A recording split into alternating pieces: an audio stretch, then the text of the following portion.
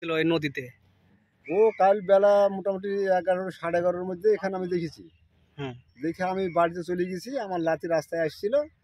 এর মধ্যে ওই ছেলেটা আসে আর আমার কেউ খুঁজে পাইনি। তখন থেকে কেন নিখোঁজ। এসেছিল, কেন এসেছিল কে? ওই ওই ছেলেটা? ছেলেটা? হ্যাঁ। ওই ছেলেটা প্রতিদিনই গাঙ্গের ধারে থাকে, কোনো সময় ট্রলারে থাকে, কোনো সময় নৌকা থাকে, কোনো সময় কেসে মিশে যাচ্ছে ওখানে বসে থাকে, কোনো সময় মিস্ত্রিতে কাজ করছে ওখানে বসে থাকবে। সাঁতার জানতো? না, সাঁতার জানে না, মুরগি আজারের ব্যারাম আছে। আচ্ছা, তারপরে কি নদীতে কিভাবে পড়লো? এই কথা কি করে বলবো? আমার কি করে বলবো? আমার তাদের এই কথা বলতে পারবো না, কি করে বলবো? আচ্ছা, হয়তো পা তারপরে ধুতে নেমেছিল, হয়তো হাত পা ধুতে নেমেছিল, হয়তো আমার আজারে উঠে পড়ে। গতকাল থেকে নিখোঁজ ছিল? হ্যাঁ, গতকাল থেকে নিখোঁজ ছিল। তারপরে আজকে কখন পাওয়া গেল? এই মোটামুটি করা হবে, এখন করা হচ্ছে মোটামুটি 9:30 পৌনে 10টার মধ্যে পেয়েছে। আচ্ছা, কারা খুঁজলো, কারা উদ্ধার করলো? আমাদের গ্রামের সব এসেছিল। নদীতেই পাওয়া গেল? নদীতে পাওয়া। সঙ্গে সঙ্গে মারা গেছে? পানিতে থাকে না, কালকে মরেছে। কাল থেকে নিখোঁজ। সাইকেল ছিল, চটি এখানে পড়েছিল।